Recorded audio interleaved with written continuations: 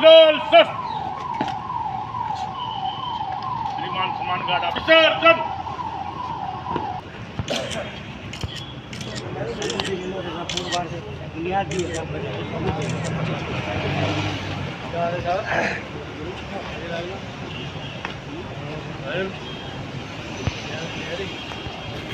स्वागत है सर। स्वागत है आपका।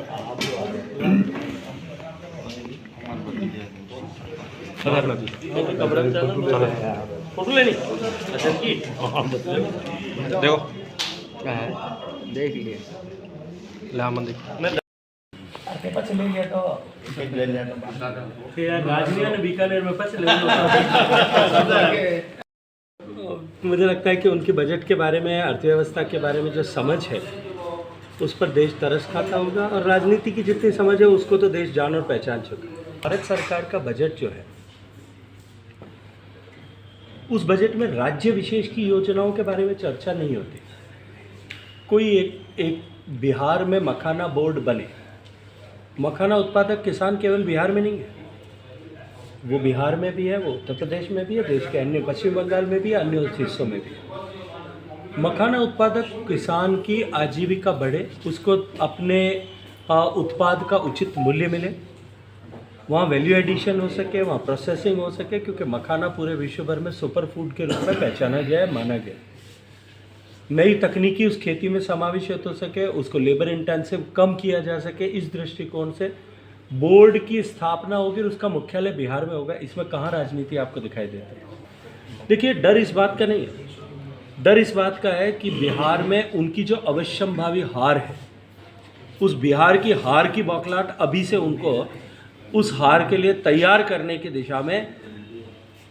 इस तरह के स्टेटमेंट देने के लिए मजबूर कर रही है। और एसआईटी दोनों गठित होने के बाद इस तरह की चर्चाएं करने वाले वही लोग हैं जिनकी लचर व्यवस्था के चलते हुए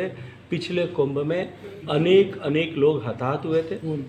और कुंभ का अनुभव जो सामान्य व्यक्ति कुंभ में जा रहे हैं, उस दिन की घटना को निश्चित रूप से सबको दुख है, लेकिन उस दिन की घटना को एक तरफ रखते हुए यदि हम देखें तो जो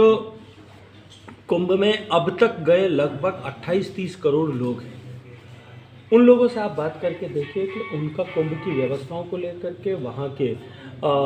जो है अनुभव को लेकर के किस तरह का वक्तव्य आता है। मैं ये मानता हूँ कि देश के लोग निश्चित रूप से संतुष्ट और उत्साहित कुंभ की व्यवस्थाओं को लेकर के। ये जो सोने का चम्मच लेकर के मुंह में पैदा हुए लोग हैं और ऐसे परिवारवादी राजनीति करने वाले लोग हैं,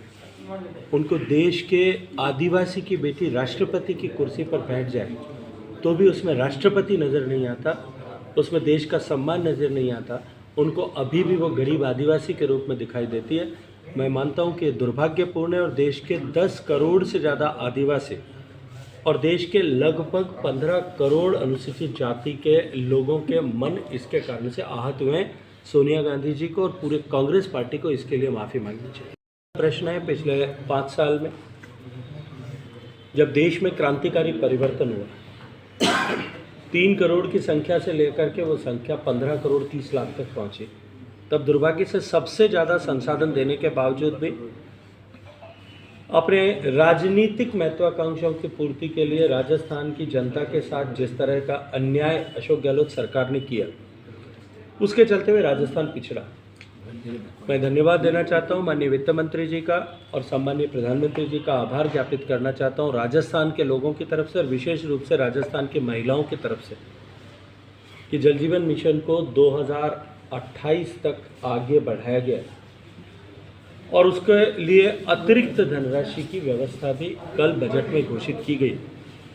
क्योंकि प्रारंभ में जो उसके लिए बजट एस्टिमेट किया गया था वो बजट एग्जॉस्ट हो गया था, और क्योंकि मिशन पीरियड भी समाप्त हो गया था, दोनों को बढ़ाने का काम जिस तरह से हुआ है वो अभिनंदन के योग्य है। और आने वाले 3 साल में राजस्थान की माताओं बहनों को सरसे पे मटका ढोने के अभिशाप से मुक्ति मिले। हम सब संकल्पबद्ध होकर के इस डबल इंजन की सरकार में उसके लिए काम करें। मैं एक बात आपसे आपके माध्यम से कहना चाहता हूँ, जिनको हिंदुत्व की मर्यादाओं का ज्ञान नहीं है उनको हिंदुत्व के बारे में टिप्पणियां नहीं करना चाहिए। जिस तरह से घोटालों पर घोटाले करके दिल्ली को भ्रष्टाचार की प्रयोगशाला अरविंद केजरीवाल जी के 10 साल में बनाया गया, जिस तरह से दिल्ली के हालात, दिल्ली वासियों को दुर्दशा के हाल में जीने के लिए मजबूर किया, जिस तरह से दिल्ली के लोगों के साथ में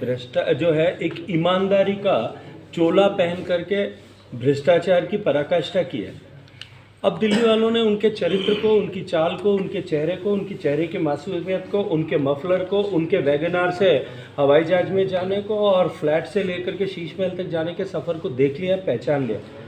अब उनका चश्मा उतर गया है, उनका मुलम्मा उतर गया है, उनकी चमक फीकी पड़ गई है और अब उनकी विदाई का समय तय होगा।